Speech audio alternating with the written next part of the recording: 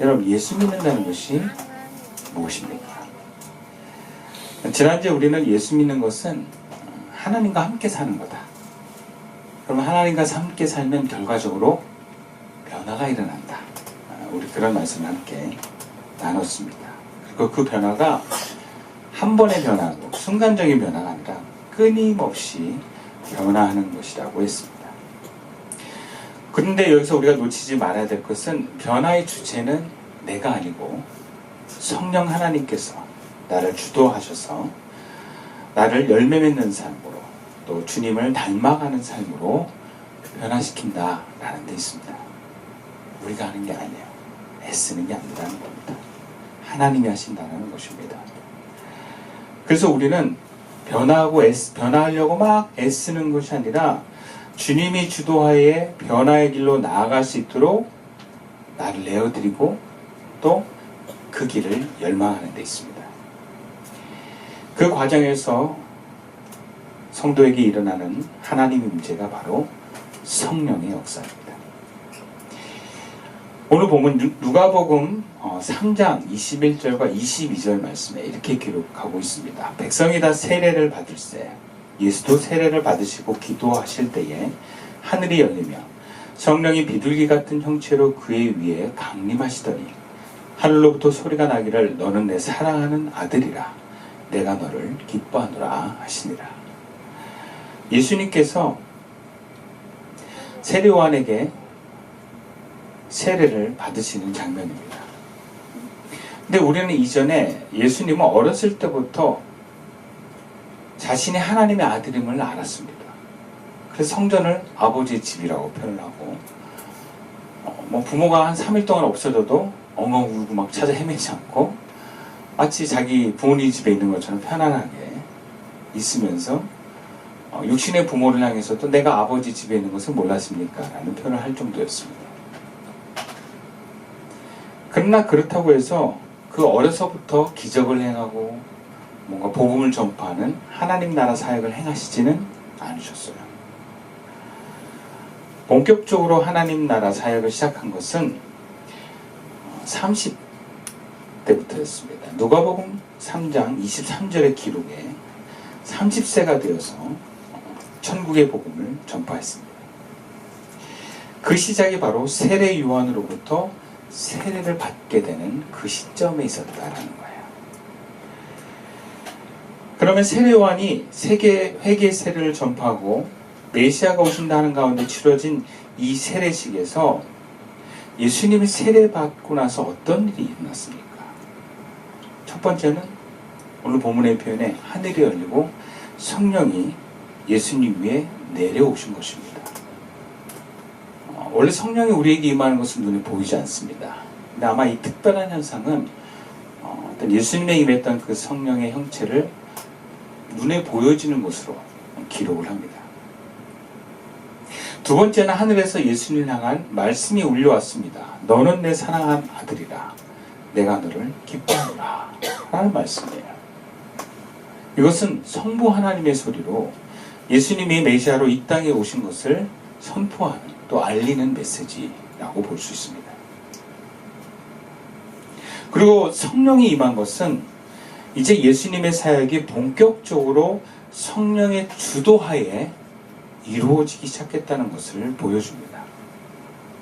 그러니까 예수님도 그 자신이 하나님의 아들됨이 선포됨과 동시에 성령이 임재하시고 나서야 비로소 그분의 공적인 사역이 시작됐다는 거예요. 그럼 예수 믿는다는 게 그런 겁니다. 예수를 나의 주 나의 하나님으로 받아들여서 결국 우리도 예수님처럼 하나님이 기뻐하시는 자녀로 인정되는 겁니다. 그러니까 우리가 예수를 믿으면 하나님을 어떻게 보시냐? 너는 내 사랑하는 아들이고 내 딸이고 기뻐하는 자다라고 우리를 부르시고 선포하시고 그렇게 인정하신다라는 거예요. 여러분, 그게 어떤 의미가 있습니까? 우리가 어려서부터 뭔가를 잘해야 칭찬받고 뭔가 외모가 아름답고 예뻐야만 인정받는 존재로 많이들 살아갑니다. 심지어 부모에게도 칭찬받는 자녀들이 그것으로 예쁨과 사랑을 받으면 자꾸 예쁜 짓을 하려고 해요. 그리고 예쁜 짓을 하지 않거나 혹은 잘못했을 때 뭔가 부모가 실망해하는 것을 굉장히 의식합니다. 근데 그것은 사실 부모가 자녀를 바라보는 본래의 마음은 아니에요. 부모는 자녀를 어떻게 바라봅니까? 존재로 바라봅니다. 그냥 내 자녀고 내 딸이기 때문에 내 아들이기 때문에 기뻐하는 거예요. 잘해서가 아니에요. 공부를 잘하거나 못하나 변함없이 사랑하는 자녀입니다. 근데 공부를 못했을 때 혼내고 잘했을 때 칭찬하는 것은 어떤 그 존재를 인정하기 위해서가 아니라 그 본인의 인간다움과 좀 더 풍요로운 삶을 위해서 교육의 차원에서는 그럴 수 있는 거예요. 근데 공부를 못했다고 너 이제 내 아들 아니야. 꺼져라. 이러지 않아요. 얼굴이 좀 못생겼다고 넌 우리 가족에서 제명시켜야 돼. 그러지 않는다는 거예요. 그냥 존재로 우리가 사랑하고 기뻐하는 게 자녀인 겁니다. 하나님이 우리를 자녀 삼은 것이 바로 그런 거예요. 우리가 예수 믿고 죄의 용서함을 받으면 내가 잘하고 잘못을 떠나서 존재로 하나님께 사랑을 받습니다. 존재로 하나님께 인정을 받습니다. 그것이 예수를 믿게 되는 거예요. 그리고 나서 어떻게 됩니까? 성령이 우리에게도 임재한다라는 거예요. 예수님을 향해서 하나님이 넌 내 사랑하는 아들이고 내 기뻐하는 자라 하고 끝나는 것이 아니라 성령이 예수님에게 임했던 것처럼 우리에게도 하나님이 자녀를 인정함과 동시에 성령이 임한다는 겁니다. 성령이 오시면 어떻게 됩니까? 성령은 하나님이십니다. 성부, 성자, 성령 이 삼위의 하나님이 각각의 위격과 위치가 다른데 성부 하나님, 성자 예수님이 계시다면 성령 하나님이 계신 것입니다. 그 하나님이 우리에게 오는 거예요. 그래서 성령이 오시면 어떻게 됩니까? 내 영이 하나님의 영과 함께 하면서 나를 주관하고 나의 삶을 예수님을 닮는 길로 인도합니다. 그리고 예수님처럼 사람들을 하나님께로 인도하는 일을 합니다. 예수님처럼 어둠의 역사를 물리칩니다. 그래서 예수님처럼 하나님 나라를 세워가는 사람이 되는 거예요. 그래서 하나님을 경외하는 신앙인으로 살려는 사람은 예수를 구주로 영접하고 반드시 성령 하나님의 역사로 살아가야 됩니다. 근데 여기에 어떤 질문은 있어요. 예수 믿는 것과 성령의 역사로 사는 것은 따로인가? 그렇다면 예수를 영접한 사람은 성령님을 따로 영접하는 의식이나 기도를 해야 되는가 하는 점이에요. 그래서 실제로 성령을 강조하는 오순절 교단이나 성결교회 혹은 은사주의 계열에서는 예수 믿어 중생한 성도들에게도 성령 따로 받아야 된다고 기도를 해요. 그래서 그분들 이렇게 모이는 집회 가면 성령 받게 해달라고 막 기도하라고 하는 얘기를 많이 합니다. 그럼 막 옷이 없어서 막 손으로 막 오라고 막 이렇게 하면서 기도하기도 해요. 근데 장로교나 보통 많은 그 교단에서는 우리가 예수를 주로 고백하면 성령이 우리에게 이미 오신 것이다 라고 얘기를 해요.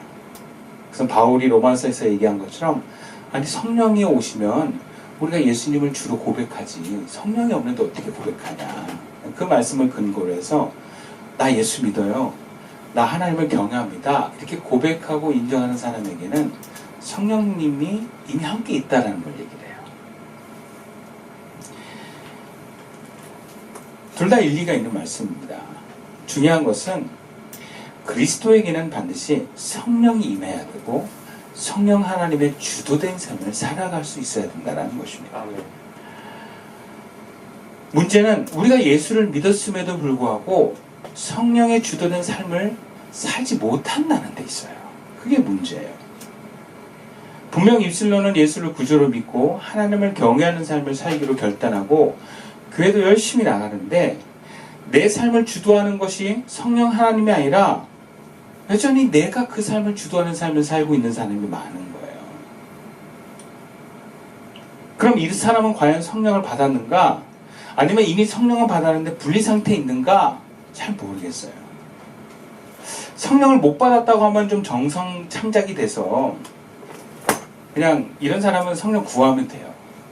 성령 못 받아서 그런 거다. 그럼 구하면 돼. 근데 이미 성령을 받았다. 근데 이거 진짜 문제거든요. 이미 자기 성령 받았고, 심지어 과거에 성령의 역사도 경험했고, 방언도 했고, 막 이신됐고 이랬는데, 지금 살아가는 삶이 엉망진창이다. 그럼 정말 문제가 큰 거예요. 하나님과 전혀 상관없는 삶을 살고, 몸만 주일날 왔다 갔다 교회 가고, 예배 한 시간 들고 오는 삶을 사는 것은, 그것은 성령의 사람이라고 얘기할 수 없습니다. 예를 들자면 이런 거예요. 여러분, 남녀가 서로 만나서 사랑해서 결혼했어요. 부부가 됐어요. 근데 서로 방도 따로 쓰고 말도 안 해. 한 집에 사는데. 그게 무슨 부부예요? 그러니까 결혼은 했는데 실제 부부로서의 삶을 살지 않는 것입니다. 예수 믿어서 성령이 내 안에 오셔서 이 나라고 하는 이 공간 안에 하나님과 내가 함께 살게 되는데 교제도 안 하고 소통도 안 해요. 내 마음대로 살아요. 여러분, 그게 어떻게 예수 믿는 사람이라고 할 수 있겠습니까? 가끔 그런 부부들 많이 보거든요. 이 사람 부부인가? 이렇게 보여지는 부부들이 있어요. 소통 안 하는 부부들이 그래요. 서로에 대한 영향력이 없어요. 서로 뭘 했는지 얘기도 안 해. 그게 무슨 부부예요? 그래서 그리스도인은요, 성령 하나님의 임재하심을 통해서 그냥 바로 사역하고 바로 하나님 나라를 뭔가 위해서 내가 사는 것이 아니라 일정 기간의 시험이라는 게 있어요. 성령을 받은 사람이 하나님의 주도된 삶을 살아낼 수 있는지에 대한 시험을 누구든지 받습니다. 이것을 막 겪어가면서 성령 하나님과 하나 되어가는 길을 가는 거예요. 여러분, 이것이 결혼해서 부부들이 가는 길하고 참 비슷하다는 생각이 들어요. 여러분, 남녀가 너무 사랑해서 나는 하루도 너를 떠나보낼 수가 없어. 그래서 결혼하는 거거든요. 근데 막 미친 듯이 싸워요. 서로 너무 다른 사람이 만나가지고. 그리고 막 서로 막 싸우고 울고 막 그러다 막 경찰도 출동하고 막 이런 일들이 일어나요. 근데 중요한 건 뭐예요? 그렇게 싸우고 조율하면서 가까워지는 부부가 있어요. 그러면서 서로 맞춰주고 부부가 하나라고 하는 어떤 그런 공동체적인 삶으로 나아가게 되는 거예요. 그게 결혼한 사람들이 경험해서 가는 길이에요. 그러면 나중에 10년이 되고 20년이 되면 네가 너고 내가 너가 되는 그런 부부가 돼요. 그러면 정말 그 두 사람이 하나 된 의지로 살게 됩니다. 더 힘이 있습니다. 서로의 연약함을 보완하는 관계가 되니까. 우리가 예수 믿고 성령 하나님이 우리에게 왔지만 우리는 그동안 내가 내 방식대로 살았던 삶의 고집이 있어요. 그렇지 않을까요? 내가 이 험악한 세상을 살기 위해서 살았던 많은 방법과 수단들이 있잖아요. 근데 하나님이 나에게 오셨어. 하나님 이렇게 살지. 처음부터 우리가 순종이 안 돼요. 그러니까 하나님과 함께 사는 삶을 살아가기 위한 시험을 받습니다. 예수 믿고 성령이 임한 사람에게 오는 시험이 바로 그런 시험입니다. 본문 4장 1절부터 2절까지의 말씀입니다. 예수께서 성령으로 충만함을 입어 요단강에서 돌아오사 광야에서 40일 동안 성령에 이끌리시며 마귀에게 시험을 받으시더라. 이것은 내 사랑하는 아들이요 내 기뻐하는 자라고 하나님이 선포를 받은 그 예수님께서 성령이 비둘같이 임했는데, 그러면 성령이 임하심을 통해서 예수님의 인격도 얼마나 훌륭합니까? 어렸을 때부터 이렇게 하나님을 알면서 갔으니까. 그럼 바로 사역이 갈 만도 한데, 성령은 예수님을 사역의 길로 인도한 게 아니라 광야로 인도하셨습니다. 그리고 마귀의 시험을 받게 하셨습니다. 여러분, 이것이 의미하는 것이 무엇이겠습니까? 첫 번째는 하나님의 아들이시며 성령이만 예수님께서 마귀에게 시험을 받으셨듯이 우리도 시험 받는다는 것을 보여주는 거예요. 우리도. 네, 예수님은 인간으로 오셨고 인간의 인성을 다 가지고 계신 분이셨으니까. 만약 여러분 예수님이 시험을 안 받으셨으면 그 놀라운 일을 한 예수님을 향해서 우리는 이렇게 얘기할 거예요. 예수님이니까. 그죠? 아, 예수님이니까 당연히 그렇게 했지. 우린 예수님이 아니잖아요. 근데 예수님이 인간과 똑같은 길을 걸어가신 이유는 하나님이시지만 완전한 하나님이시지만 완전한 인간으로 이 땅에 오셨기 때문에 그 인간으로서 경험하는 길을 우리에게 본을 보이시면서 가신 거예요. 그러니까 우리도 예수님처럼 될 수 있는 길을 보여주신 거예요. 그럼 예수님이 겪으신 것을 우리도 겪는다는 것을 경험하는 거예요. 그래서 말을 반대로 해야 돼요. 예수님은 경험하셨으니까 우리도 경험하는 거고요. 예수님이 승리하셨으니까 우리도 승리할 수 있어 라고 얘기하시는 것입니다. 마귀를 누가 이깁니까? 예수님이 이기십니다. 이것은 우리도 이길 수 있다는 얘기예요. 두 번째 의미는 성령은 단지 예수님을 시험에서 넘어뜨리려고 하는 게 아니라 예수님께서 결과적으로는 마귀의 시험에서 승리하심을 통해서 성도들이 마귀의 유혹을 이겨내고 승리할 수 있다는 걸 보여주는 거예요. 그럼 시험은 어려운 것입니다. 때때로는 두려운 거예요. 그러나 결과적으로 그 시험에 통과한 자는 그 능력을 증명받게 됩니다. 그래서 시험이요, 그 과정에서 필요한 만큼의 성량을 이룹니다. 예수님의 시험은 우리에게 너희들도 이렇게 하면 된다는 것을 보여주는 것 같습니다. 그러나 육으로 오신 것 자체가 자신의 하나님 되심을 한정한 것이고 우리와 같이 되시기 때문에 여러분, 예수님의 승리는 우리의 승리가 됩니다. 그 믿음을 향해서, 그 믿음을 가지고 우리가 예수님과 함께 나아가는 것입니다. 그래서 우리에게 시험은 굉장히 의미가 있어요. 예수님이 받으신 것이기 때문에. 그럼 무슨 얘기예요?